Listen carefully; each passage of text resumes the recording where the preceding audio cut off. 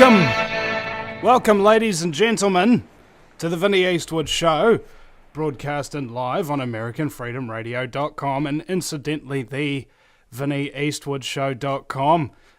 I have supposed to have Andrew Bashago, the time traveller, the guest on today, but he's disappeared. I don't know what the heck's happening to him. So, caller lines are open. The number is 218-339-8525. That's 218-339-8525. And I want to talk about activism and arguments and ego and stupidity and, basically being a knob. And a hell of a lot of activists fall into those categories. I can assure you. It happens all the time. There are crazy conspiracy theorists. There are unreasonable doctors who don't listen to logic. You know, look, human beings are complex creatures. We are walking contradictions. That's how I view myself, anyway. And just because somebody does something and you don't know why, doesn't mean that it's your fault or that they even know what they're doing, right? So many people are just so full of themselves, really, that they blame everything on everybody else and just make stuff up, basically. Okay. There's this one woman trying to get on the show as a cannabis activist here in New Zealand. Only can come on by phone. No. And the most convenient thing she can offer me is driving 300 kilometres down the road and then back again to sit outside a frickin' courthouse with her to do an interview, as opposed to doing it on Skype. And assumes that I have to, that she has to buy a camera just in order to use Skype. No! Skype is audio as well. And it's chat as well. And it's so many things. And just because you don't know nothing about what you're talking about, it has no bearing on what other people are asking you. So she said to me, what was it? You told me to buy a camera just to come on your show. And it's like, well, quote me some evidence. She couldn't, and then just says, oh, I don't need your attitude. You know? Activists, man, they are damaged goods. All of them. And you can tick them off for no reason, based on pure assumption. And that's the reason why they're activists. Okay? As opposed to people with a job. Because they can't get along with anybody. Right? You get ticked off with scumbaggery so much that you suddenly start making up scumbaggery with every single person you're talking to, including the people who are trying to help you. You know what I'm saying? Am I the only one who notices the ridiculous, stupid, behind-the-scenes rigmarole of the truth movement? Regardless of whatever truth you're talking about. There is so much crap flying back and forth like flying spaghetti monsters around up in here. I'm sick of it, man. And it's not like, you know, this is just one thing that I'm getting into or whatever. It happens to everybody. It includes every one of us, pretty much. I've been known to be a bit of a knob sometimes.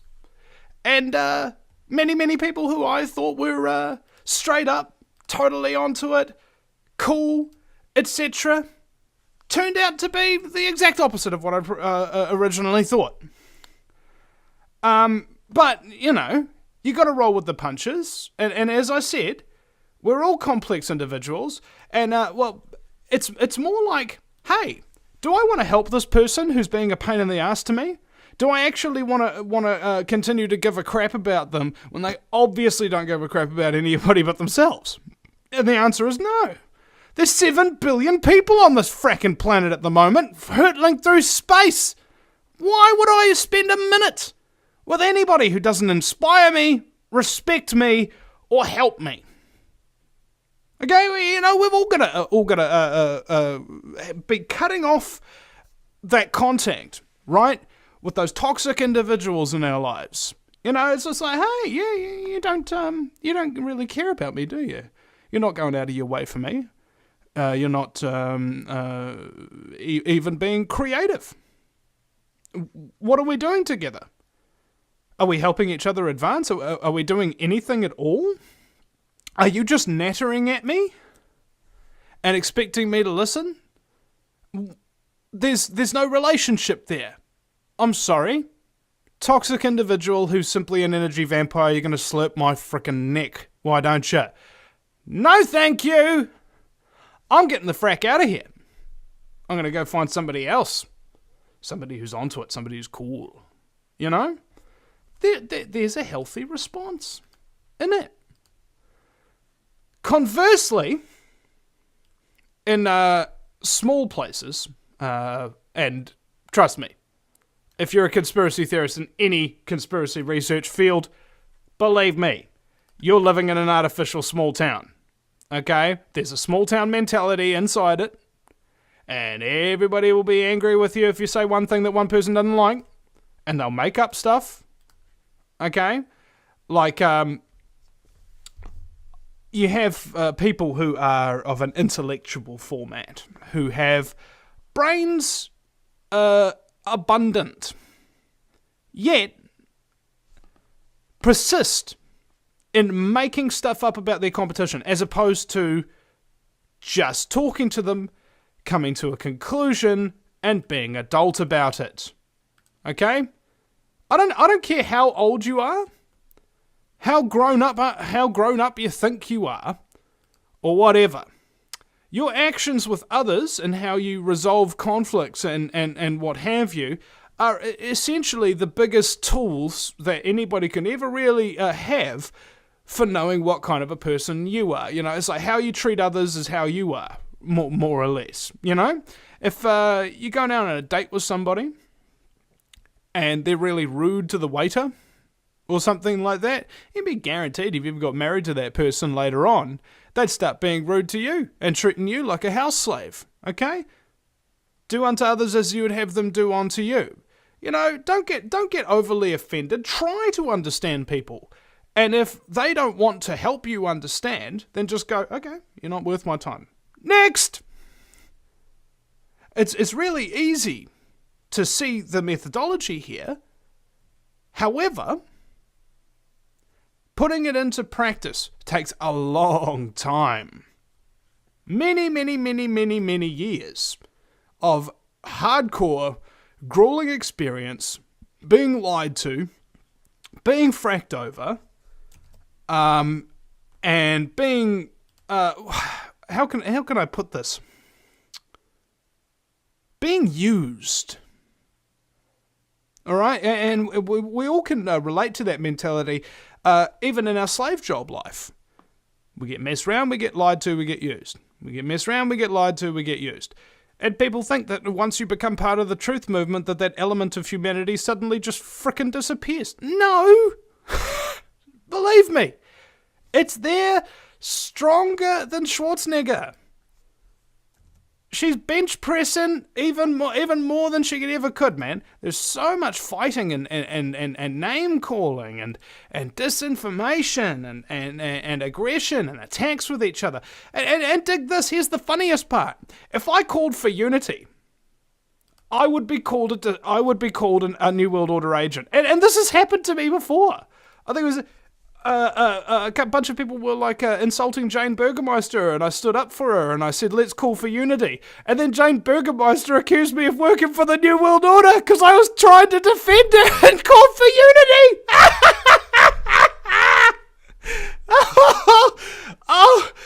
Oh, we're damaged goods. Now, it doesn't mean that I'm gonna rag on Jane Burgermeister. Dude, check out her frickin' website anyway. I don't care if people have been a knob to me. I don't. Believe me. You can be cruel and hateful and spiteful or whatever you want to me. Go for your life. You won't get nothing. You do it to my friends, on the other hand. Yeah, we're going to have words. And this is what loyalty is really about at the end of the day. And I think this is something many people have sadly forgotten, because it's an old concept that has long since passed its used by date. Oh, I'm trying to be loyal, I'm trying to be good, I'm trying to be honourable, I'm trying to give a flying frack about the other people in my life that actually mean something to me and help me survive every single day. Oh, well, that's just blasé, mate. You know, you sound too jaded. Well, what are you still giving a crap about people for? You know, take care of yourself, take care of your family. Why don't you detach from society? Why don't you build a 6 or 8 foot fence line around the front of your home that you're top heavy on a mortgage of, so that you can keep people from looking in and interacting with you, or even being part of the community that you frickin' live in. You know, why don't you do that? Why don't you retreat inwards, and then when anybody else tries to question you or talk to you in any type of reasonable fashion, why don't you just go and bite their head off, you know? Come out and attack them. Tell them that they're scum, and that they have no idea what the heck is going on and stuff like that. And tell them that you're the smartest person in the world and you've got it all figured out because you're not interacting with the rest of the world. Why don't you do that? Okay? Why don't you stop pushing yourself onto other people? Because at least that way, when you're retreating with your bitterness and your stupidity and your scumbaggery, you minimise your contact with other people who might get hurt by said scumbaggery. You know, and that's what I feel. Anybody who totally withdraws from society and doesn't want to interact with other people and is mean to them when they do, is engaging in scumbaggery. Okay, that's what a scumbag does. They're cruel, they're unreasonable, they're dangerous, they're misinformed, they yell, they scream, they send pituitary vomitous emails, they swear a lot, they accuse, they insinuate, they use ad hominem attacks, this kind of thing. What are you doing, mate? What the frack are you doing? Shut the frack up! How about, look, you want to yell? You know? I can yell louder than pretty much anybody you could ever find. So, when people want to have an argument with me, and their voice starts getting raised, I just give them a big blast and just go, mate, you know, you really don't want to start a yelling competition with me. I would prefer that we bring it down a notch. Face to face, eye to eye, heart to heart,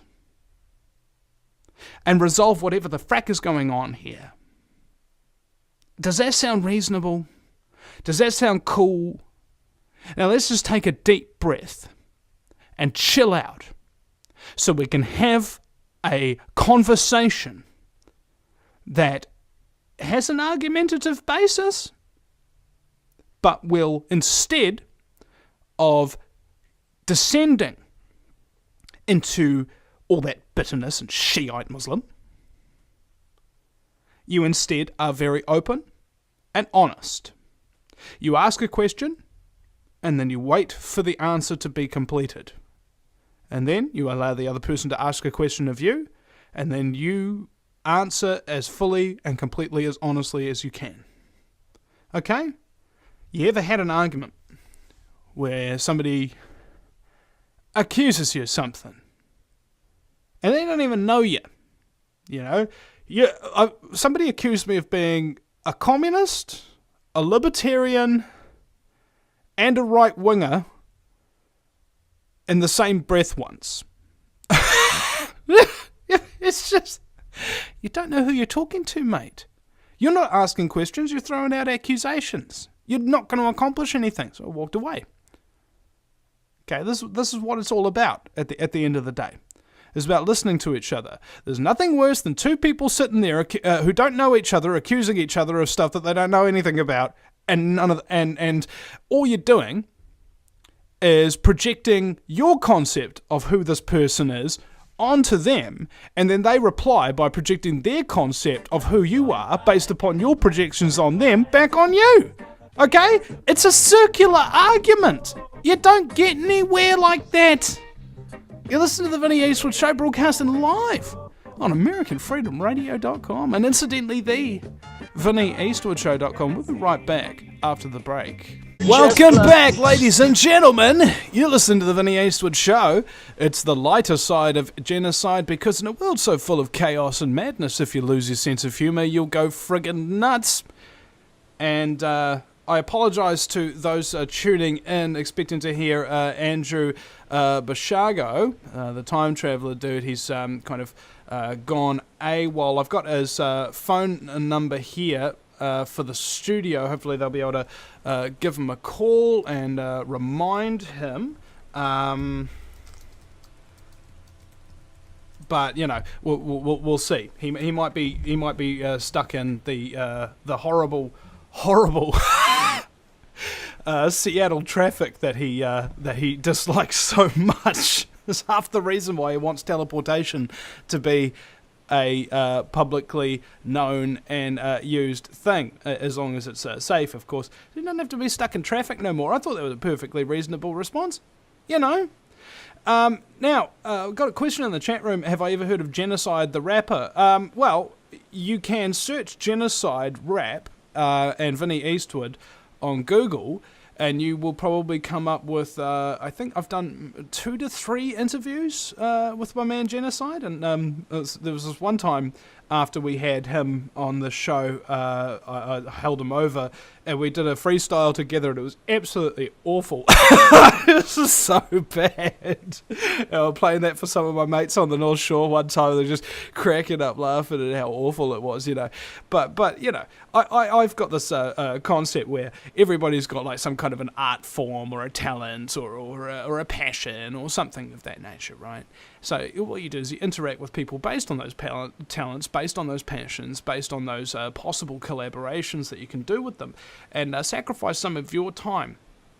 It really it's actually quite a bright idea, because my life, I've found, gets enriched and improved by sacrificing my time for others. It's interesting because they wind up, if they're good people, of course, come back and do things for you as well. If they're bad people, on the other hand, they don't do anything for you, and they just go, you know, thank you for everything that you've given me. I'm going to go off and do something a lot more important now because I don't like you, but I'm more than willing to take something from you.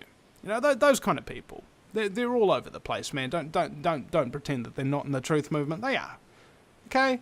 There's plenty of radio networks, there's plenty of radio show hosts, there's plenty of YouTubers and media in the alternative field to allow for all different types of personalities to come into the fold, essentially, from whatever particular areas that are of interest to them. And my bag about all of this is that, well, basically you have 2 choices in life. You can either live life for yourself or live life for other people, kind of thing, you know, in a self-sacrificing sense of the word.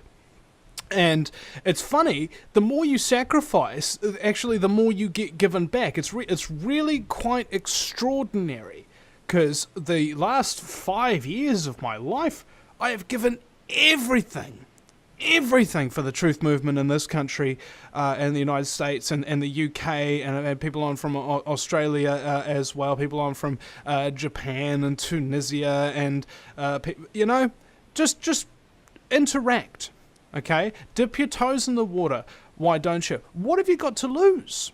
As part of the cool thing about the after the show chats that we do on Skype with the listeners, we can sometimes talk for up to like 8 hours or something of that nature. Just sitting back, getting to know each other.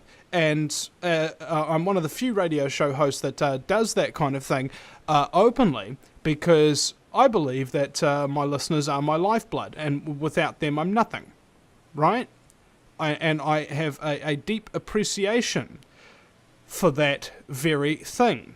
And if you choose to disrespect or manipulate or lie to your audience, I believe that you henceforth don't frickin' deserve to have one. The problem is, some people who are such skilled and cunning manipulators are not only good at manipulating their audience, but indeed manipulating Google rankings or manipulating website hits or whatever. So even if people found out that they were full of BS, they're so capable of overriding the public response with specific methodologies designed to increase the amount of hits, that it almost doesn't matter that somebody comes out and exposes them as a liar or a fraud or whatever, because people still keep listening. New listeners keep coming in. And this is due to the fact that, well, basically... Here's my thing. I was just thinking about this over the break. You know, the only people who've ever actually dissed me before, during, or after a show or whatever, in terms of guests, have been guests who are either too small and they're big wannabes, or they're too big and they just lose their respect for anybody else who's smaller than them. You know, there's a point in the middle here that I want to find with people. You know, a middle ground. That'd be nice to find a middle ground, wouldn't it? So that we wouldn't have to deal with such BS all the time? Can we care about people for a change above what they mean to us? You know, I feel guilty a lot of the times when people donate things to me because I feel like I haven't earned it. And yet I've been busting 18-hour days for for like near on half a decade now. I'm only 27. It's like I've given the bulk of my working life into this field at this point. You know, it just occurs to me. And the it's so strange to me how anybody could really stop caring about others and only care about themselves. Do you know what I mean?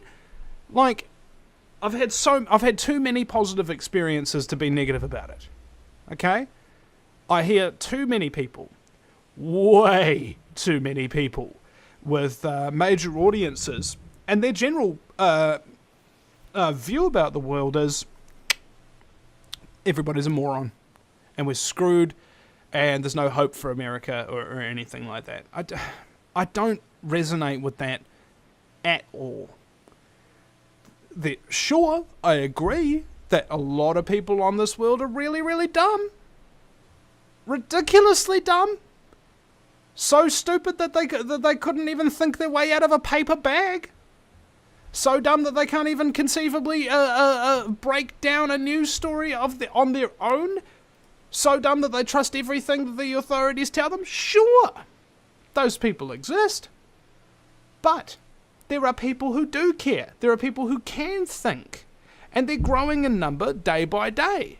Morons may be growing too, but, you know, morons and lazy people and whatever.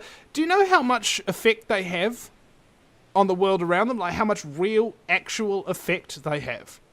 The thing is, they don't. Okay? They stagnate. And they wind up fading into nothingness. And there's a reason for that. It's because they're not very attractive. Okay? And I'm talking about attraction in a number of different ways. Like, for example, if somebody's got a great concept or has a great voice or is articulate or whatever, people will continue to listen to them. However, if they're not instilling positivity, if they're not instilling comedy, if they're not instilling evolution, revolution, resolution, and all these good things, then they're leading you down a path. And you don't know where that path is at all. Okay? You got to reach a conclusion. Do you love the people around you? Do you love your family, love your friends, and whatever? Okay, cool. Yes, that's an obvious one. Do you want to see them exterminated? No. Okay, that's a good one. Then what are you trying to accomplish by insulting them? I mean, you know, has anybody really, really thought about this? Have you ever called somebody a sheeple or a slave? I have. Try not to do it quite so much lately, because it's disrespectful. I was once a slave. I was once a sheeple. I woke up. You can too. That's the way I look at it now. Slavery is a state of mind as well as a state of being. I can be sitting here doing all of this and exposing scumbaggery and helping people through with their trauma, dealing with the fact of just being a conspiracy theorist and knowing about conspiracies at all is a traumatic thing to endure. I don't think people quite get that. You don't want to be judgmental of people, okay? You need to be accepting, rather, okay? You just go, okay, I accept that you've got this, and this going on. And in a lot of cases, you can sit back and just talk to somebody at length and ask them questions, openly listen for the answers, and get some real understanding of who it is you're really dealing with here. Okay? And 90% of the time, when I've actually taken the time to sit down and try to talk with somebody, they start, no matter how much of a douchebag they've been acting, they wind up making a lot more sense to me, and I wind up accepting them for who and what they are, because I now have more information to bring into the bear, because I didn't make assumptions, because I didn't make any prejudicial statements, and things like that. That said, discernment's very important, especially if you don't want to be wasting your time with people, okay? Because you'll have people who come at you with, all bold caps and with an anonymous name, who start off instantly, and it becomes very clear that they haven't watched the video or listened to the radio show or anything like that. Just totally wrong in every single thing that they're saying. You can choose whether or not you want to interact with that person, okay? And in most cases, I'll just go delete, block, whatever, because the more thoughts you entertain, the more it melds into your mind. So if you're sitting back and taking in all this abuse, death threats, aggression, demonization, and you're getting real sore and upset about it, understand that whatever you put in front of yourself, in terms of information or whatever, has a real residual effect on the mind. Okay, it attacks every fiber of your being. If it's a negative thought or processy, If you, on the other hand, are thinking positive, and let's be clear here, we're not talking about being hairy-fairy and ignoring all facts and information and just going, oh no, everything's going to be fine, they're going to be da-da-da-da. Okay, all right, you have douchebags who just kind of like switch off. They don't want to listen. It's like, oh well, I can't be bothered listening to this because it's all tripe. It's like I'm being preached to. It's a sermon or whatever. When the person has no idea what I'm talking about, clearly, okay, has no idea of the context, ain't willing to research into it. Good riddance. Go away. You're not injecting anything that's worthwhile, bro. Okay?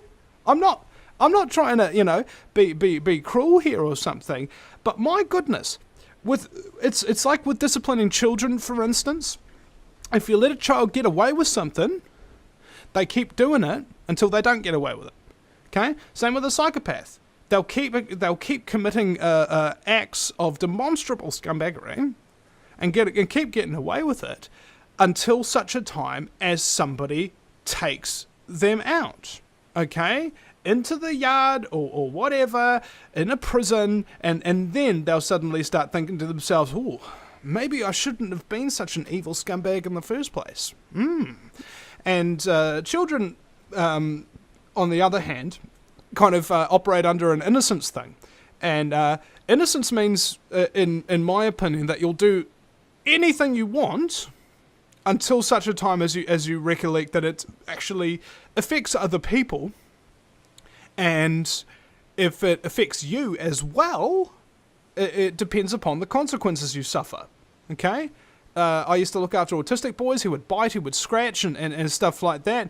After a week of me he wasn't biting, he wasn't scratching no more, because every time he did that, I'd take his ball away from him. I'd make him stand in the corner. You know, and nobody cared about these kids enough to actually treat them like a kid who needed some simple discipline. And I'm coming to the point where so many people in our society haven't frickin' grown up yet. And you've got to discipline them like an adult would a child. You know, that's how far we've fallen. But it doesn't mean that you should stop trying to teach the child just because they haven't learned already. We'll be right back after the break at thevinnyeastwoodshow.com. If you take an active interest in maintaining the optimum health and well-being of yourself and your family, the New Zealand Journal of Natural Medicine is the magazine you've been waiting for. Having taken Australia and New Zealand by storm, the New Zealand Journal of Natural Medicine is now available in the UK and Europe. Visit www.nznaturalmed.co.uk or call 01626 337 531 to order your copy now.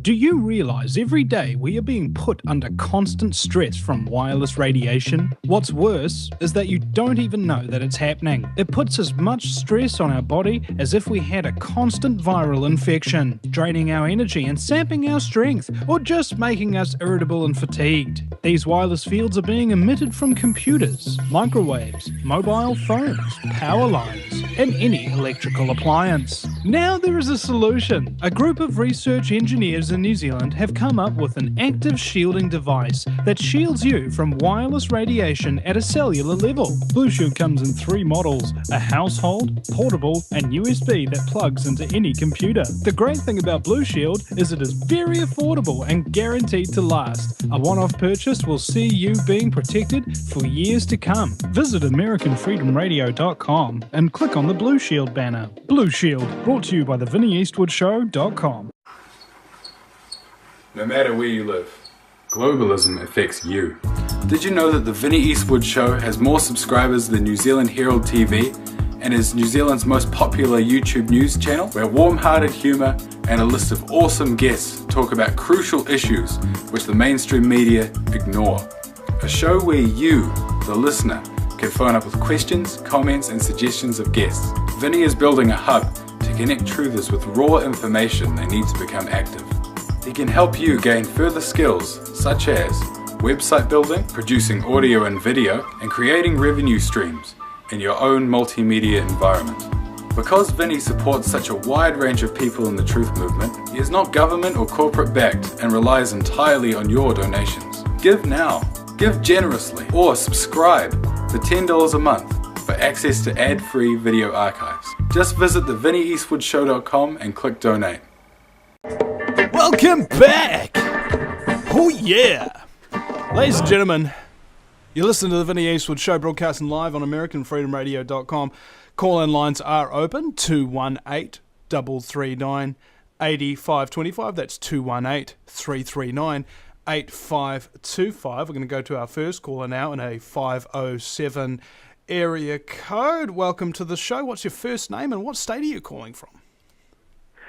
Hey, Vinny, I'm calling from Minnesota, and my name is Rob. What's on your mind today, Rob? Well, I've got a timely message for you here. Boo! I thought I'd try that. I didn't know if it would work or not, but what the heck, you know, it's Halloween, and so we're waiting for the goblins to start showing up. The sun is going down, and they'll be out and about here shortly, so...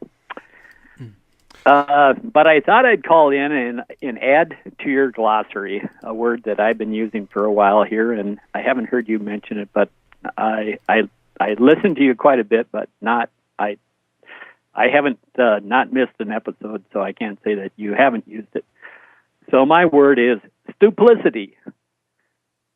Like stupid simplicity? Well, it's kind of complicit in a stupid manner. I guess, you know, it's a multitude of people being stupid together, and I don't know. I seem to see it quite a bit. So yeah, well, that's called multi-stuplicity. Multi-duplicity. Well, okay, you can still add it to your glossary. I just kind of simplified it there. But I do appreciate your play with linguistics. A long time ago, I coined the phrase claustrophoria, which was being stuck in the elevator with Paula Poroskova, or possibly your cousin there. So, but a lot of people don't understand my sense of humor, and so I thought maybe you would give it a go. So. Well, I think if people don't understand your sense of humour, it means that probably it's still evolving somewhat. When I was a kid, Rob, you wouldn't believe the amount of jokes I was telling all the time, and how many times I would be ostracised for doing so. Basically, because I didn't have any concept of what was funny. I believe I still don't. To a large degree, I'm just so many lame jokes coming out of my head. It's just not funny. But what I like about you is that you're willing to actually just do it anyway, regardless of whether or not somebody gets it. And that in itself, let's take that concept right there. I don't know if this is going to work, but I'm just going to try it, right? That's something that I believe humanity would really truly benefit on in a lot of ways. I don't like my job, and I'm going to quit. I don't know when I quit what's going to happen, but I'm just going to quit anyway. I don't know how much confidence it would take to quit a job, and in that sense of the word. I didn't do it because I wanted to quit per se. I did it because I just couldn't work anymore. You know what I mean? I couldn't work in a regular industry. I'm kind of in a reverse thing here, and I'm going to reveal to you here that I'm an overgrown kid. I'm approaching that 60 age, and I'd never had a real job in my life. I'd always managed to just go from one job to the next, in that I would go out and find them on my own. And I was a handyman, carpenter, fix anything. I'd buy projects and fix them up and hopefully make a little bit of money selling them. And so I was kind of living the life that I didn't discover this until I didn't discover all these different genres in the truther movement until I actually had a real job. The first one in my life, which I was into my 50s when I got it, and I went with the employment agency that I refer to as Manflogger, and it's a slight variance on that. And so I started with the college-age kids, was making the same kind of money that they did. And when they went back to school, I stuck it out a little bit longer and got hired on. Didn't get a raise. And so here I am. And basically what I'm working for is just that they do carry all the stuff that we're supposed to buy on our own, and stuff that I did buy on my own, but before, when I was self-employed, when I didn't feel like working, but you still have to pay the bills. And so, but I'm going into stuff I didn't really mean to call on this. The reason I kind of wanted to call was because you're going off on what people think about people who are kind of self-righteous and have this opinion, and that everybody should follow their opinion. And I was the youngest of 4 boys, and I was expected to be the malleable one, the one that would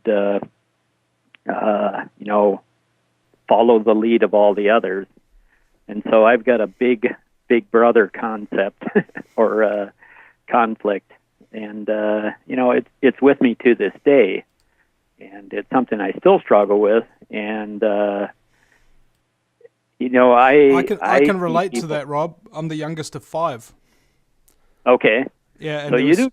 there was an interesting family study that was done here in New Zealand. I think it was done last year, and they compared youngest to middle child to eldest, and the concept works like this: the eldest child will normally take a responsible role. Okay, so they will protect others. They will have a a disciplined career choice. So they'll become doctors, lawyers, or counsellors, rather people that are high achievers, right? The people who control society are generally eldest child in a lot of cases. The middle child. Instead of being the eldest having responsibility for the 2 youngest, the middle child takes a negotiation role from between the youngest and the eldest, and including themselves and the parents, and they will normally become counsellors or psychologists or things of that nature, where they use mediation skills in order to sway people. Youngest, on the other hand, being the one who's the generally not listened to quite as much, and is often been seen as below or smaller than the 2 previous siblings, as I mentioned, will often go into things like the entertainment industry or newscasting, journalism, things like that, where their voices can now be heard. So, and you take my family, for instance. My eldest brother Ben, who's the second eldest, he's a chiropractor. My eldest sister Janine is speaks like 5 languages and sells computer software to major companies. You know, that kind of thing. And my other 2 sisters, Marcia and Cherie. Cherie's kind of stay at home, and she did a whole lot of things like running restaurants and hotels and what have you, looking after other people and getting them what they need, as a middle child would. And my sister Marcia is really into horses and looking after children as well. So the concept works very, very succinctly like that, doesn't it? And I was thinking about this as well. What kind of a consequence does that have if you don't have three plus children in a family? What kind of career restrictions do you put upon children by having an only child? I was wondering that myself just yesterday. Well, one thing I started when I was I bought my first home when I was 21 years old, and I still live in it today. I rented it out. I had roommates, and I have had other rental properties, and I always rented to students. And the thing I got very, very good at, now I never, ever, ever used a lease. And I would have all of these scumbaggery all around me that would tell me that they had this absolute ironclad, couldn't be deferred from, sealed in concrete, couldn't get out of lease, that no one could ever break. And I just said, well, why would you want to deal with somebody that didn't want to live in your place? And I always had the concept, I would just tell people when they rented from me that if you don't want to be here, I don't want you here. If I expect you, this is my house, but I'd like to see you make it your home. If you're going to do damage here, I'm going to get rid of you. Well, we're going to a break. You want me to hold, or are we done? I want to thank you for your call, Rob, and it's like I was saying just before on the previous segments, is that if you've got toxic people in your life, it's like having toxins in your body.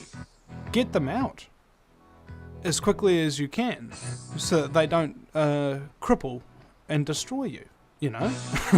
We'll be right back, ladies and gentlemen, just a few minutes. 218-339-888.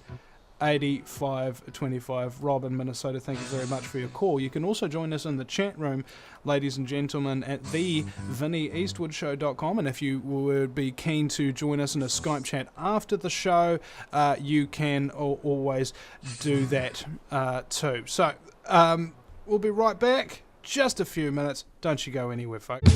Welcome back, ladies and gentlemen. It is now hour number 2 of the fastest 2 hours in talk radio. It's the Vinny Eastwood Show. And I apologise for the loose format of today's show. I just kind of in a bit of a ranting mood. You know, it sometimes happens. Call-in line is open, 218-339-8525. I'd really love to hear from you. If you've got comments about douchebags or growing up or being a slave or anything of that nature, and you want to just, frickin' talk about it, just take the leap and just go, well, who cares? Whatever. I'm just going to call up, talk about it, flippantly if necessary. I don't care. I'm just going to do something. And my perspective is, you got to do something, regardless of what that something is. Seriously. And this applies to everything in your life. Okay, you can see a part of your house or something that you can fix, but instead you choose to put it off for a very, very, very long time, and it never gets fixed. It's like that with your life, I believe, because life is like that. There are a million problems that we're suffering under at pretty much all freaking times. And we choose not to fix it because it's too hard to think about all the different things that we'd have to change. And I'd have to give up this, I'd have to give up that, and I'd have to do this and do that. It's regardless of whatever concept you're talking about. Okay? Like, I got mates who, are incredible commentators. But they refuse to take responsibility for their commentary. And let me define what I mean by that. If you've got a talent, okay, I believe it's your responsibility to share that talent with the world. And if people offer you the opportunity to share that talent with the world, then you're not taking responsibility and you're being a very naughty boy, in other words, by not putting it out there for people to absorb, because it's just so important what you're talking about. And even if people don't get it, even if people will switch off or whatever, it still bears talking about and airing, because people will never get it unless they've heard it many, many, many times from a number of different sources. And if you're the one who is the information source, then the onus is on you. The responsibility and indeed the glory even is on you if you do choose to step up. Speaking of which, caller on the line, the Greek, welcome to the show. Hey, Vinny. I just thought about some paradoxes, and I was figuring I'd bring it up on the air with you. How's it going? It's just one of those days, when things don't go quite the way you hope they would, but you don't die, you just keep on living and having to deal with the pain. Oh, it can't be that bad, and that's a great way to start. When you've eaten something that's made your stomach ill, and you attribute it to what you've just eaten, it's pretty easy to attribute that. Well, I felt good, I ate something, now I feel bad, it must be what I've eaten, right? Yeah. And that's pretty much how society is. And by looking at Earth society right now, they've taken these poison pills, and willingly, and now they're just basically suffering the effects. And the body is basically led by the mind. So what a better way to inflict such a malady other than going through the mind? And that's why I mentioned paradoxes. I believe that people's minds have been paralyzed with useless paradoxes. Like, for example, what came first, the chicken or the egg? No one knows, and I hear everyone saying that, as if it's an accepted paradox. That is one of the dumbest things I've ever heard. Obviously, the egg came first. You've got other things all over. I mean, you have sayings and cliches. those who hold the gold make those who have the gold make the laws. Untrue, because you can pass strict laws that are enforced that prevent that from happening. Yeah, and it'll probably be the ones holding the goals that actually pass those laws and come up with it in the first place. Hey, have you noticed everything kind of is the direct opposite to what we currently believe it is? Yes. Have you heard the saying that someone is presumed a fool until they open their mouth, and then they've actually proved it? Yep, absolutely. It has to do with. Yeah. Okay. Well, why do you think they pass freedom of speech laws that everyone can say whatever they say when they want to say it? What a better way to discern the level of competency of a society. If everyone kept their mouths shut and thought 10 times before they said something and measured it carefully, do you think we'd be in the position we're in now? Do you think you'd have disinformation agents going out there and COINTELPRO, or what do they call counterintelligence and all this stuff? Would that have any effectiveness? I think the world would have like 3 radio show hosts, Greg. Well, it wouldn't be because of, it would probably be the best you can do. That's why, right? Well, yeah, and I've got this this idea. It's like nothing's perfect, right? And you can't start off perfect. It takes a long time. And aside from that, I don't think perfection's even possible. So to even strive for it is in a way a fool's errand, but at the same time a noble effort, if you know what I mean. Oh yeah. Let's say you have 10 people in a room sitting around talking, and they all agree that it would be a good idea to walk to the North Pole. Do you know that the first one to get off of the couch and take 5 steps towards the door is the one closest to that, even though it's still an arduous journey that probably may not take place? It's still well worth doing. And statistically, scientifically, and in every way measurable, that person who just got off the couch and just took 5 steps towards the door is closest to the trip, isn't he? Well, you know, the journey with 1,000 miles begins with 1 step, as the Chinese say. Oh, thank you. I was hoping you were going to say that. Thank you. That's what makes you so good. Well, and this is another thing. All along. It's the concept of stepping the frack out the door. You know, do you have any idea, bro, how many people have offered to help me over the last couple of years with the radio show or with anything, and have done nothing? Absolutely nothing. That they are innumerable. The people who didn't ask if they could help or anything of that way, who just helped, just took the step without even telling me about it, and you know how many of those people have actually helped me? Every single one of them. You know, here's the clear definition between simply taking a step and talking about taking the step. The person who talks about taking the step never gets their ass off the couch in general. And the first step was actually getting the show. And that one who did that was the best help of all. No, so with you, I mean, and all your life experiences, you know, when you were a lad, did you have any idea what you actually wanted to be?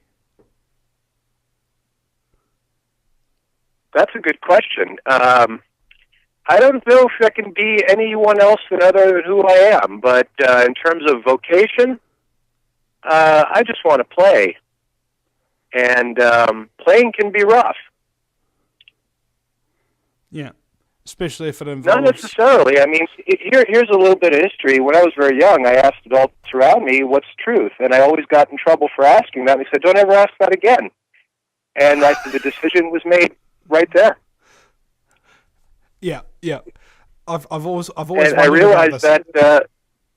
I realized at a young age that if you ask a simple question about a simple thing, and you're not supposed to talk about it, it might be worthwhile looking into that as a lifelong endeavor. There's a ripple effect. Have you noticed? Somebody can say one thing to you, and it'll change your entire life and down the track, and you could point back to one incident like. I think it was the first time I ever heard the possibility that 9/11 was an inside job was in like 2002, I think. Friend of mine who my mum had gotten to come over to the house as a mentor, you know, because I had no real father figure around, and I was violent in school and all of this sort of stuff. And so my mum got this guy, Derek, who's a lavender farmer, with a truck to come around, teach me how to drive, just hang out, bash the bush back with some tools and what have you. You know, just kind of having a positive male role model around. And he was the one who told me that 9/11 might be an inside job, with the economic implications of how crap the US economy was at the time and all the financial records getting destroyed. And it wasn't until maybe 2004 that I saw a documentary called The Truth and Lies of 9/11 that one of my flatmates showed me. And we were sitting there just laughing at this. Not because we thought the information was stupid, but because we were marveling at how easily exposable all of this was, and the huge amounts of connections to all of these players involved, the Bush crime family and all of that we couldn't help but laugh our asses off. Have you noticed that the best jokes are the ones that take a moment for the penny to drop? Yeah, but the thing is, what makes it a joking matter or not is that I find that what everyone says changes me. Because again, the journey of 1,000 steps, not all steps will be as sound as you'd like them to be. So I listen to everyone. And very often, even the ones that show us things that we never thought of before, we have to go out and validate them, usually using discernment and judgment. Ever notice how nobody can wake you up? They can actually only give you the impression that it's time to wake myself up by going and watching documentaries and talking to people and doing research and doing experiments and stuff like that. Nobody can actually wake you up. You have to do it yourself. That's what personal responsibility is really all about. And it's, you know, in many cases... Well, waking up, there's many phases to waking up. There's waking up from waking up. I'm waiting for those that are waking up to really wake up. An example would be if you get poked with a stick before the sun rises and get out of bed, you'll get up. And knowing myself, unless I have a cup of coffee and a shower, let's say, I'm not really ready to go.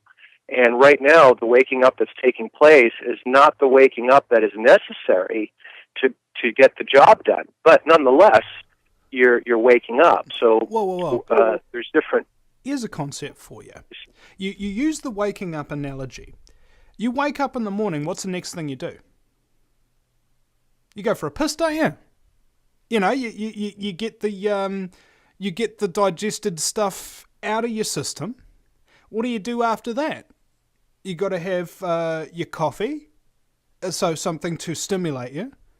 You got to have your breakfast, something to continuously fuel you through to your next meal. And you've got to have a shower. You've got to clean yourself up. You've got to get dressed. You've got to be presentable. You've got to get out the door. And you've got to go to work. Okay, and the analogy works for waking up, I believe, as much as it does in anybody's normal daily routine. Okay, so you've woken up. So what? Have you even so much as gotten out of bed yet? Or are you just lying there listening to your alarm clock go off, refusing to get out of bed? Exactly. And the big picture is to know where you are, because at the end of the day, you're going to go back to sleep into dreamland, and when you're asleep, you don't know what's going on. And so this continues. But what's fortunate about where we are now, after this waking, there'll be another sleeping point, very short, a little nap, and then there'll be an awakening. That's what's so wonderful about this time period from a very big perspective. And I don't mean this year or next year or even a decade from now, but that is the wonderful aspect of existence, is having some insight into these things. Well, what if it's not... What if it's not an awakening that we're actually really asking for? We're asking for a get-uppening.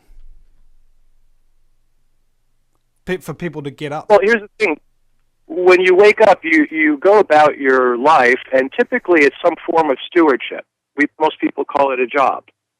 whether you're building, work in a car factory, or sweeping streets, or pushing paper with pencils in a suit all day, you're stewarding something, you're producing something or a necessary part of things to function. And that's what's going to happen after the awakening and after many aspects of it. We're going to go back to being the stewards that we're intended to be. What do you reckon stops people from awakening in the first place? Oh, it's just you haven't had enough sleep yet. It's a great metaphor, isn't it? Because it's so simple. Well, you know, a friend of mine's like 50 something now, and he said to me, you know, Vinny, I've only actually really learned about the New World Order and the conspiracy in the last year or two. And I said, well, bro, that's because you have to live through decades of the New World Order being set up before you realize there's even a machine there building anything. And by then, it's almost too late. Well, there's the New World Order, and then there's the New World Order, and then there's the New World Order. I mean, there's so many layers of it. It's like an onion. And the more you look into it, it's a body of knowledge that brings tears to your eyes. It's got more layers than a battery chicken farm, I think. In terms of hens, you know, layers, they lay eggs. My real concern, though, is not whether or not everybody wakes up. And so many people are saying, oh, we need the numbers, we need the masses. And this. No, you frickin' don't. You need a couple of people, tops, relative to the rest. A handful. And that's all that history has ever really proven, is that it's a handful of people working the gears. All we've got to do is get our hands on the gears and start working them for the betterment of humanity rather than its enslavement. And Greco, I want to thank you for your call. And it's on the points we agree that we should come together and collaborate. Those points that we disagree upon, we can probably just leave those for another time, you know? Perhaps a time when we're not being chemtrail, fluoridated, irradiated, and SWAT teamed and drone striked and invaded without any just cause, or being taxed without any such law. You know, all of these things have to go before I'll start arguing with you as a truther, or me as a truther, or getting egotistical about it. Because as far as I'm concerned, regardless of how egotistical or how awesome I am or whatever, I wouldn't be able to stop somebody in a black ski mask with an M4 to shooting me down in my own home and or dragging me off to a FEMA camp. Physically, I wouldn't be able to do it. We'll be right back after the break at theVinnyEastwoodShow.com. If you take an active interest in maintaining the optimum health and well-being of yourself and your family, the New Zealand Journal of Natural Medicine is the magazine you've been waiting for. Having taken Australia and New Zealand by storm, the New Zealand Journal of Natural Medicine is now available in the UK and Europe. Visit www.nznaturalmed.co.uk or call 01626 337 531 to order your copy now.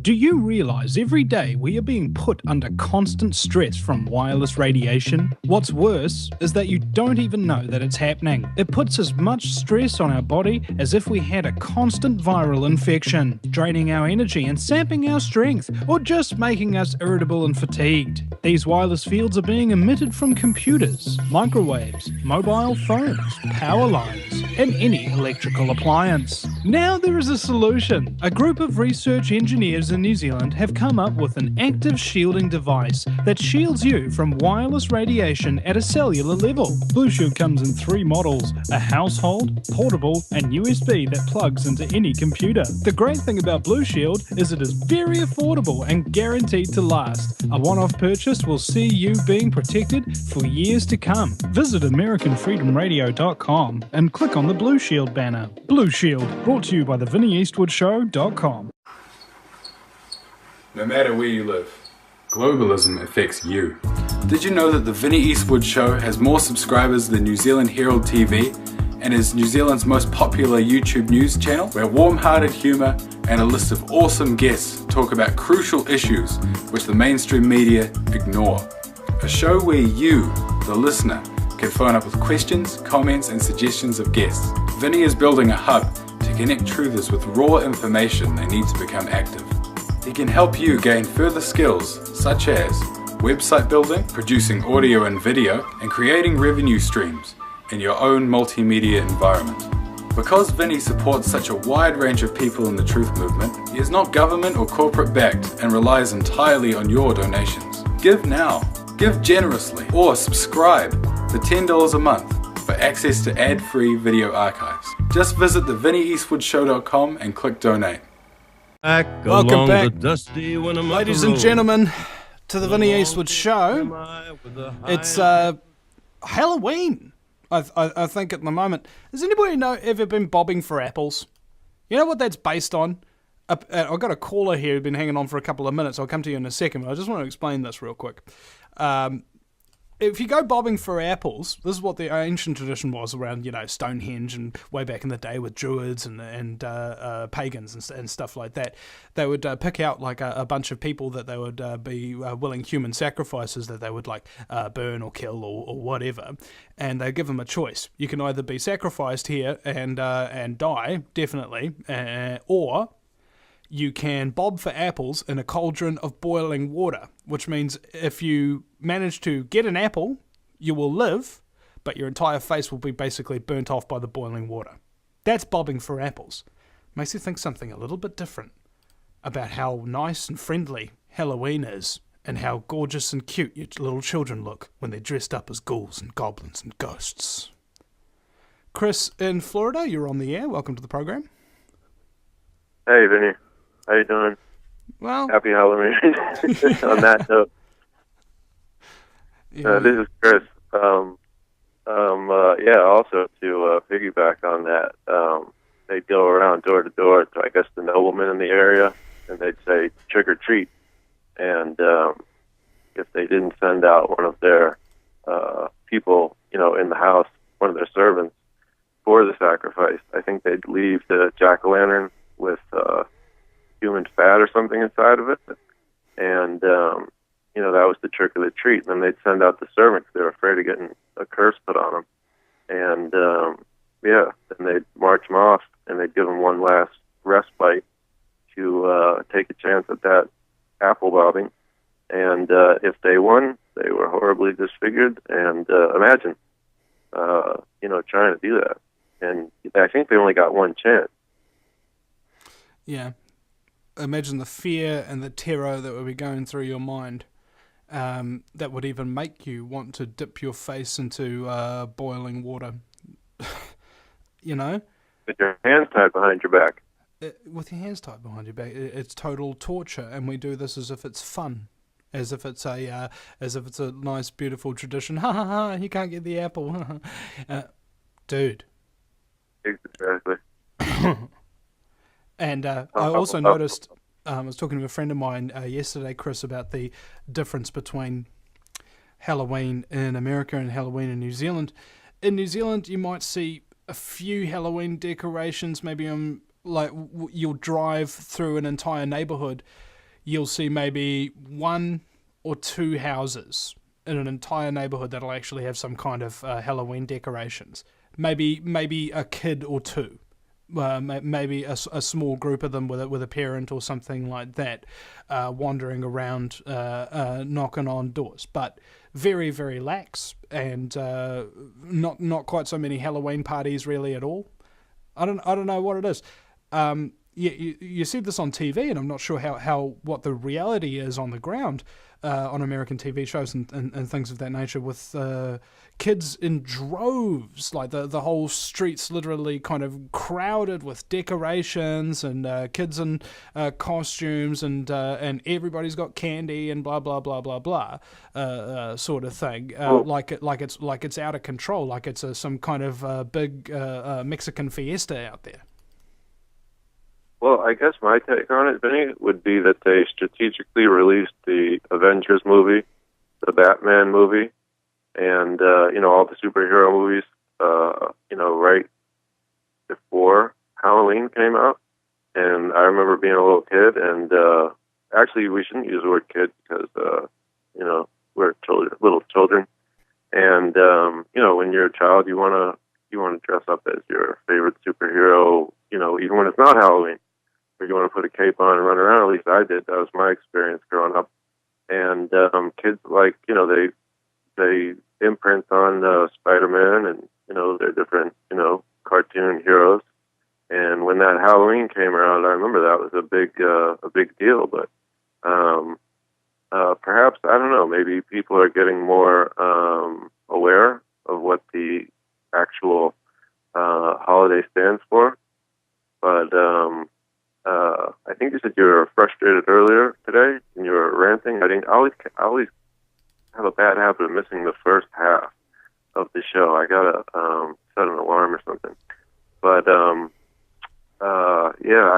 I totally get that, because especially right now in America, what we got going on, and I wanted to get your take on it, was with all the with the election going on and everything, and people going back and forth on Facebook with I have friends on the Romney side and friends on the Obama side, and I'm on neither side, and both of them want me to weigh in.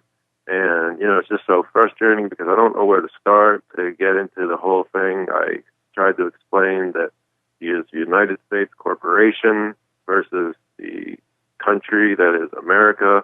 And, there's an American sovereign versus the United States citizen, and it's just lost upon so many people. And, I try to build this foundation to kind of, explain all that and why, and they still ask me, so are you voting for Romney, or does that mean, you're unhappy with Obama?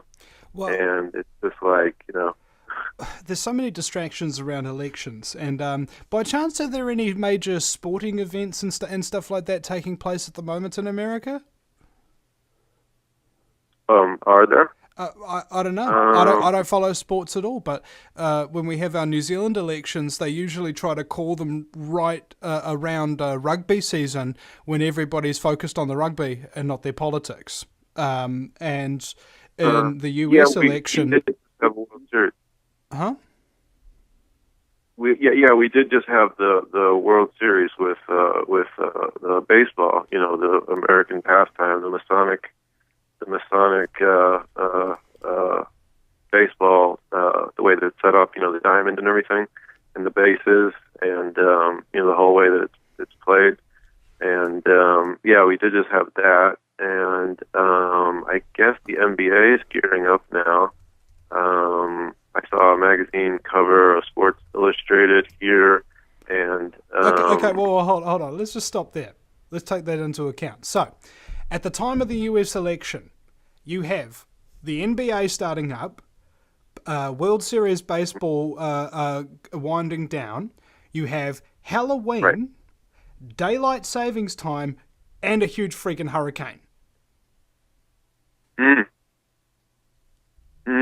Am I the only one who thinks that the election's going to have a pretty frickin' poor turnout because of a huge, huge quantity of distractions here? How much of this is accidental? Well, Vinny, I heard a local mainline kind of, I guess you'd call it a mainline Republican news station. I just flipped on the AM when I was driving, and the guy was saying, "Oh, I saw this Jesse Ventura Harp special, and, it's good fun to watch sci-fi every once in a while, and, there are these people that say that Obama, he has a hurricane or a weather modifying machine, and he's created this perfect storm to, distract the election." And, I felt like calling in, but, it's like a waste of time with people like that, too. But at the same time, it's like, weather weapons are real.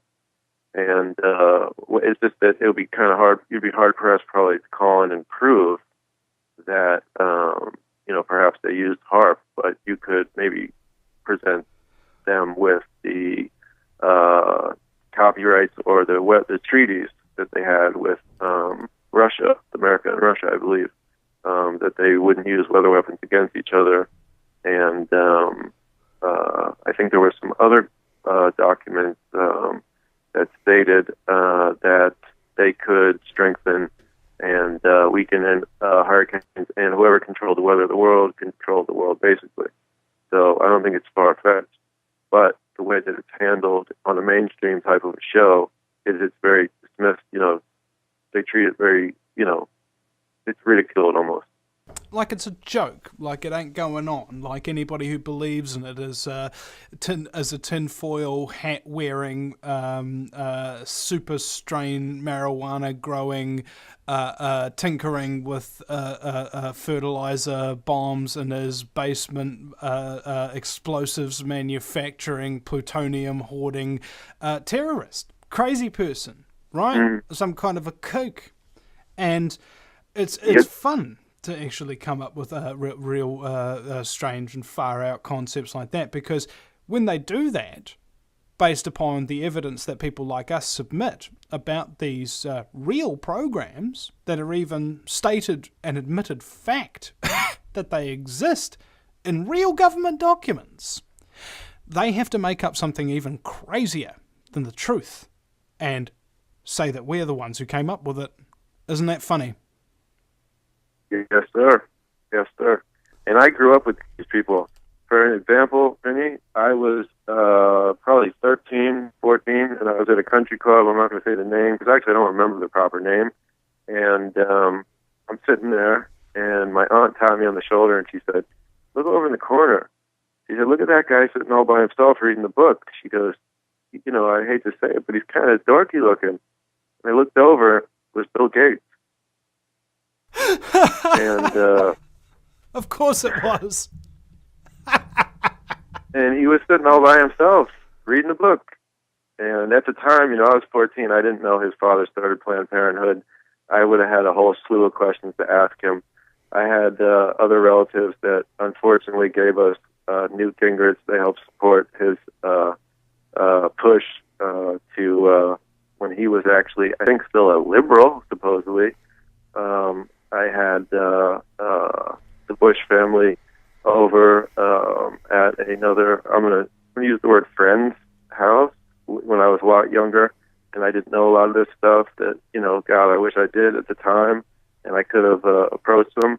Later on, I went to a book signing, and I was able to approach a few of these people and kind of call them out on the carpet, but this was before We Are Change and, the different kind of YouTube stuff, and I didn't have the phone where it was so easy to kind of push the record button. It was very obvious if you were doing it.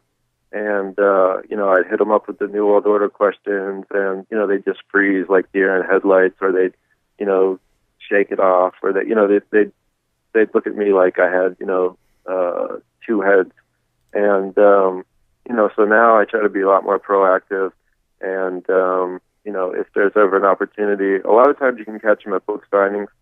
I've got a lot of people, by just getting their phone numbers, you can contact them, and, just get out there and confront them, and ask them the hard questions. And, I'm sure you know, and I know for a fact you know, and you're really good at it. And, what would your advice be to people who wanted to get more involved, like boots on the ground involved, not in a bad way, you know what I'm saying, in a way that would be like civil and just, direct? Well, firstly, you're dealing with people who are dangerous, for lack of a better word. So, how do you approach somebody who's dangerous? Well, think about a police officer. Would you agree that a police officer just talking to you is actually a dangerous activity? Because they're always making stuff up. They're always setting people up for no good reason, right? So what do you do in order to protect yourself from that? Recording device. Even if it's really obvious, right there in their face. If you're asking a question in front of them, facial reactions, darting, movements of the eyes. You can just Google up security training, and the Israelis have used this to great effect in their airports to spot terrorists without even so much as a search or a naked body scanner or anything like that. They pinpoint terrorists based upon their physical twitches and what they're looking like and what they're acting like. Just got him. He's got all the hallmarks. You can Google this up. You can have a look at all of these. So you go in, you ask them a question that they're probably not going to want to answer, and then if they do try to answer you in full, you're recording it. If they don't, on the other hand, and they try to dismiss you, they'll have all of these unconscious physical reactions to the question that you're asking them that will give them away. And you'll only be able to show people that if you've got it recorded. Right? And right on. Also, if you're going into them aggressively, okay, like, frack you, you New World Order scum, etc., they're not going to want to talk to you, right? That was real nice. If you're dressed in an army jacket and you've got badges on that say climate change is BS or whatever, they're not going to want to talk to you. However, if you dress up in a suit and a tie and attempt to put on the persona of your friendly neighborhood douchebag reporter, they don't suspect you when you're approaching them, and that's when you can catch them by surprise. It's like infiltration, in a way. And I've done this myself many times. Infiltrated into higher level events, ambushed people like our former Prime Minister Helen Clark, who's now number 3 at the UN, and ask her about all this stuff. You can do it. Just be respectful, be honest, and try to be not too leading with your questions. Just ask them open, general things about how they really think. And ultimately, have fun and experiment and try different things. Because there's many scumbags and many book signings, and you can't put it all down to one methodology. But the most important thing is, record it and frickin' upload it. We'll be right back. Thanks for your call, Chris. Welcome back, ladies and gentlemen. You listen to the Vinny Eastwood Show. Broadcasting live on AmericanFreedomRadio.com 5 days a week. Caller lines are open. 218-339-8525. That's 218-339-8525 if you'd wish to call in. And Chris still appears to be on the line there. Welcome back, bro. But I wanted to talk about the US election and how frickin' irrelevant it is. Really. Innit? I mean, who cares? The outcome of the World Series has more to do with the outset of American history than the presidency, I say. You know? This is just another stage show they fronted. It's like Presidential Idol or something like that, except there ain't no Simon Cowell guy saying there, and he goes, "You shouldn't even be a manager at Subway, you freaking talentless twat. Get the hell out of here. Stop wasting my freaking time, eh? Alright. Take the number off your chest, rescind your voting papers, and get out of this freaking studio, okay? You just ain't presidential material, mate. I have tutored many presidents in my time with my Freemasonic upbringing, and you just don't make the grade. I'm sorry. You ain't going to get your super PAC. Yeah, I mean, look, the only pack you're going to get is a freaking pack of cigarettes to help with your freaking depression of being such a useless freaking douchebag, innit? That's what I'm talking about. This is how the presidential election should be run. It should be run by people who hate the presidents, who think that they're scum, and don't ask them questions, allowing them to lie to people. Instead, they simply criticize them, tell them that they're a douchebag, and they should shut the frack up and get the frack out of here. You know, this is the appropriate response. I feel in opposition with the current paradigm. Now, there's a place for real, meaningful, and open and honest debate, and none of those two main presidential candidates belong at that table. I believe they are a joke. When they walk out into the street, the appropriate response is not to rush up to them and go, "Oh, I love you, I'm going to vote for you," and stuff like that. The appropriate response is to point at them and go, "Ah!" The guy guy's so retarded. He thinks he'll actually control something by being the President of the United States and the Prime Minister of New Zealand or something like that. What a useless, pathetic douchebag who's completely got his head in the clouds. He's probably going to get assassinated if he tries to do anything right. That's the appropriate response. These people are a freaking joke everywhere they go. You know? I mean, hire groups of bloodthirsty children if necessary. Get them to attack and aggress and point fingers at and cackle at these useless pieces of trash wandering around with their swagger. They are pathetic. And also, they're the same guy. They're the same freaking guy. Look, Obama, right? Comes out of freaking nowhere. CIA background. Tutored by, like, Zbigniew Brzezinski, Henry Kissinger type crowd. And won't even release his birth certificate.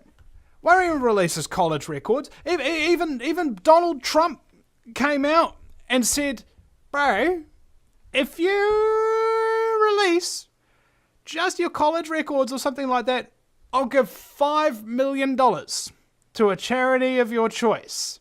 You think he's received those things? That a $5 million check from Donald Trump, which would not bounce, go to a charity? No, not on your... Okay. It's a scumbag.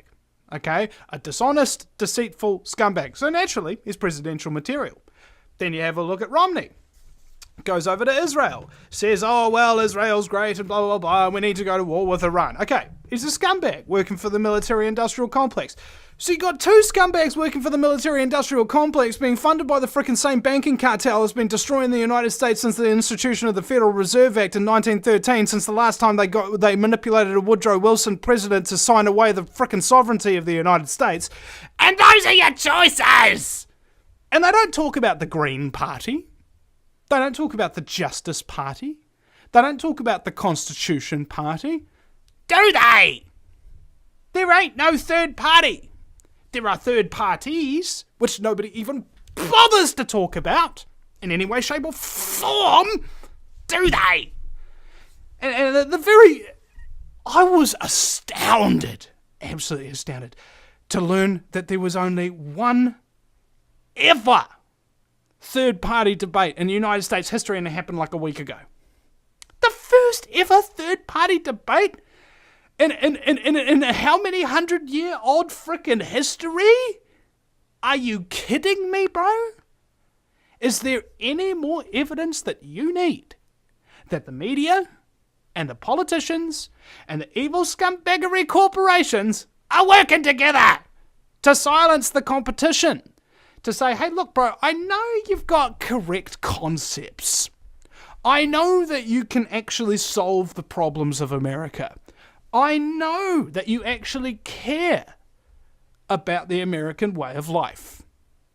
So, in an effort to support you, we're going to ignore you in your entirety and never in any way, shape or form discuss anything that you're talking about. There were no major TV networks that were broadcasting that third-party debate. It was hosted by Larry fracking King. And it still wasn't even televised. You could catch it online if you wanted. RT was doing it. But not the corporate-controlled media. Not the absolutely filthy, deadly scumbaggery pit of vipers that lay on your information for you. Is it any surprise that America is the most entertained and least informed country on earth? There really is no place at the table for these people who are talking about real constitutional issues and attempting to destroy the apparatus and implementation of the New World Order agenda and Agenda 21 and all of these other different programs which have been admitted fact for goodness knows how long, and yet people still ain't getting it. Voter turnout is like nothing. You know, and no wonder. People think there's only two parties to vote for, and both of them suck balls. They're the worst pieces of vile, deceptive, trashy, uncaring, corrupt, financially distraught, indebting fracks that the place could even come up with.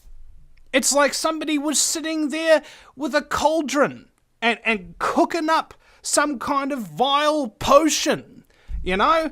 Get a leg of Romney, get a scalp of Obama, an eye of Newt Gingrich, a toenail of Bernanke, and hey presto, you know, we've got ourselves a new presidential formula for you. And they keep coming up with all of these stupid things that don't mean anything. If you're a truther and you know what the truth is, watching any presidential debate is like having electrodes on your nipples. It's that painful, that frustrating, that angering to listen to. These people don't care, you know, like the debate about women. They don't mention that feminism was financed by the Rockefeller Foundation, so that now every single woman doesn't really have a choice about whether or not to stay home with her kids, so you destroy the family unit, and now you've also got 2 frickin' incomes to tax, so you can lower the value of people's wages, so not only can you not raise your kids, you can't even afford them anymore, so you stop having them. That's what feminism actually was. And the presidents come out and say, oh, we support women going into the workforce and everything. Dude, I would support raising wages so that maybe one parent could support a household. I would support ceasing all IRS and CIA activity. I would cease the Federal Reserve. These are the things that are holding women and men and children and foreigners and domestics. This is the boot that is holding us all down. It's variously eclectic, and it has gotten to the point where enough is enough. I'm not going to deal with it anymore. Shut up, Obama. Shut up, Romney. You're not talking sense. You're just making it up off the top of your cauldron manufactured dome. And you're being spun by the media as some kind of a frickin' saviour. When the fact of the matter is, when Obama was elected, he didn't save you, he enslaved you even further than any other president throughout history. In his first year, he got the country into more debt than all previous presidents from Washington to Bush combined in a year. This is not your saviour. This is your destroyer. But he's going to save you from the hurricane, so vote for him and re-elect him, because he will save you again this time. You know, I'm sure he won't be lying this time. Wake up! Stop buying into it!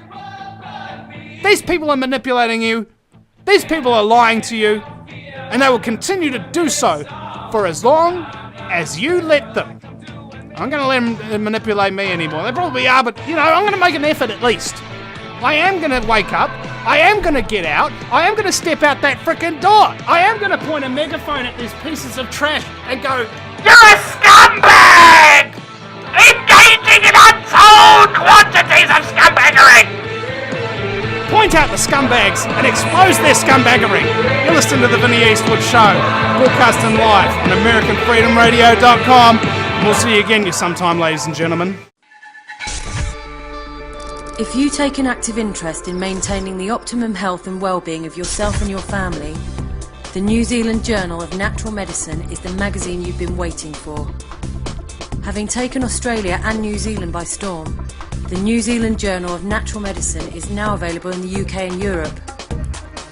Visit www.nznaturalmed.co.uk or call 01626 337 531 to order your copy now.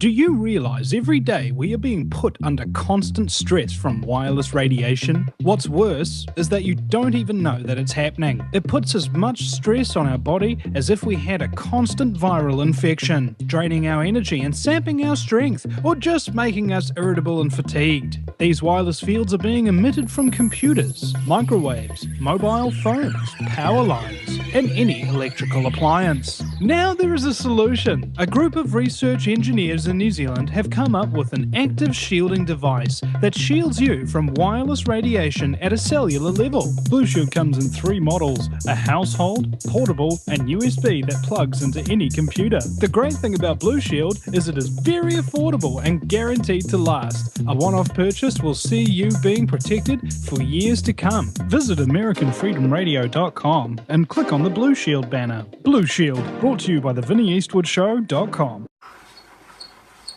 No matter where you live, globalism affects you. Did you know that the Vinny Eastwood Show has more subscribers than New Zealand Herald TV and is New Zealand's most popular YouTube news channel, where warm-hearted humour and a list of awesome guests talk about crucial issues which the mainstream media ignore? A show where you, the listener, can phone up with questions, comments and suggestions of guests. Vinny is building a hub to connect truthers with raw information they need to become active. He can help you gain further skills such as website building, producing audio and video, and creating revenue streams in your own multimedia environment. Because Vinny supports such a wide range of people in the truth movement, he is not government or corporate backed and relies entirely on your donations. Give now, give generously, or subscribe for $10 a month for access to ad-free video archives. Just visit the VinnyEastwoodShow.com and click donate.